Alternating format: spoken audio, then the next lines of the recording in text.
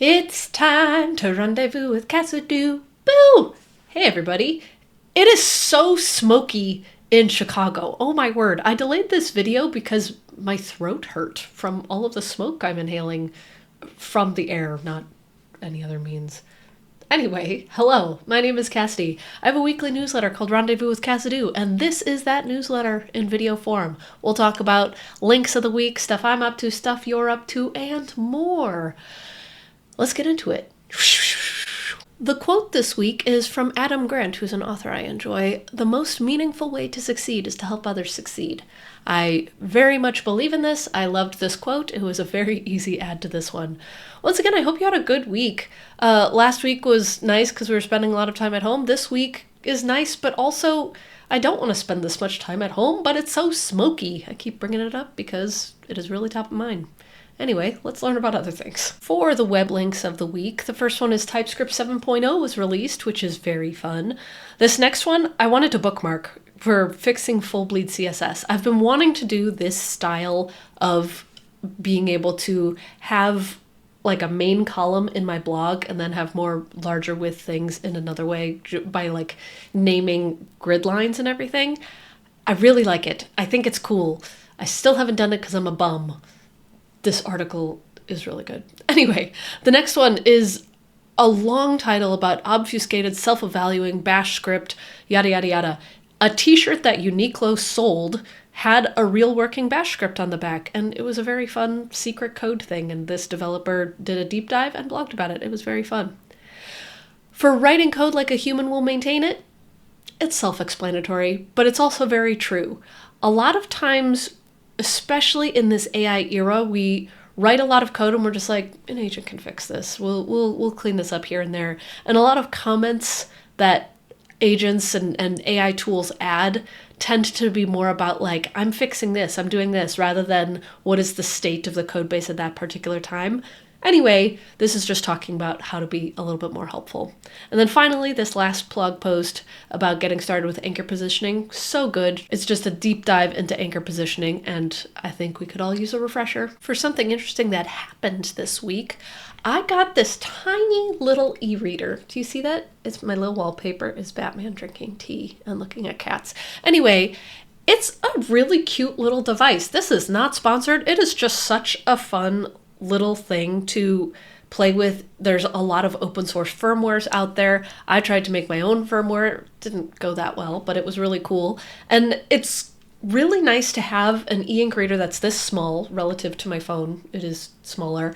And I'm able to put books on it, but also I tried to make a Connect 4 game on it. I've seen other people make different kinds of games and devices and even turn it into a writer deck too.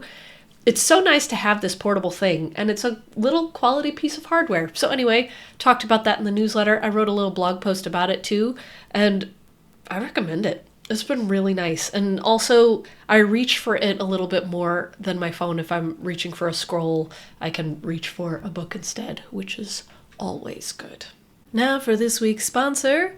There isn't one! Haha! I got you!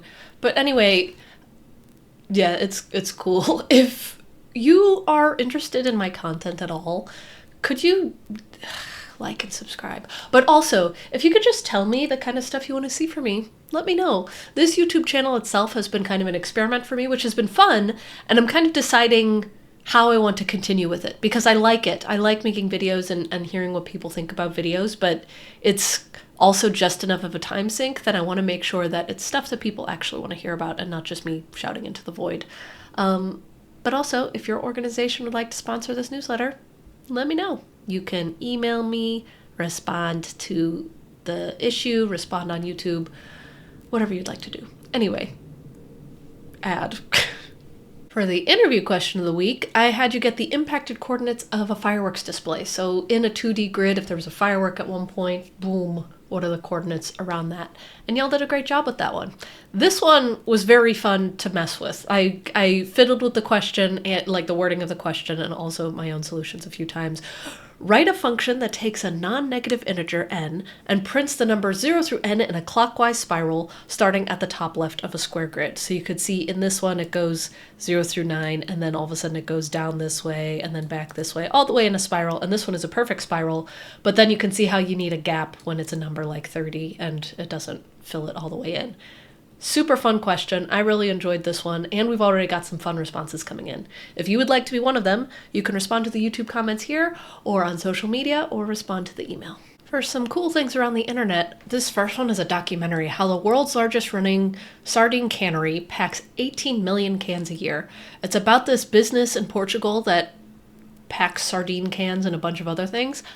Fascinating. Like, it's one of those things where you watch it and you realize these cans are in stores and places, but you don't really think about how they do it. I love these kinds of documentaries. I was totally geeking out about it.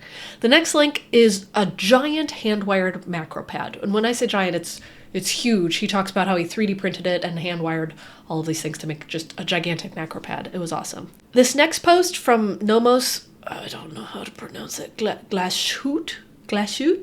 I don't know. They have really pretty watches. It's all about how they make watches. Once again, similar to the sardine cans, I think it's very cool stuff, and it was an interesting article.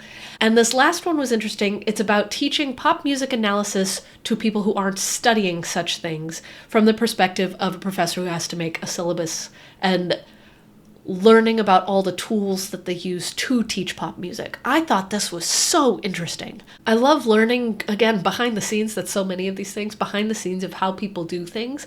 And this is so not up my alley, and yet I'm really interested in kind of music analysis in general. It was very cool to see how they were thinking about it, especially in the era of AI music where there's, forgive me, garbage being put out there. I loathe how AI music tries to be music, and it might like sound good, but there's not the correct patterns of things or the correct theory of things of how the song should be produced. I'm going to leave it at that before I go off on a full rant. And anyway, this was a very interesting look at how this person teaches that. And then finally, for the joke, leather is great for sneaking around because it's made of hide. Ha, ha, ha. All right, everybody, that is all for now. I hope you have a great week. Stay out of the smoke if you are anywhere near those Canada wildfires. Be safe, make good choices, and learn someone else's perspective on something. It's good for you. Even if you disagree with it, it's good to see how other people think. Okay, bye!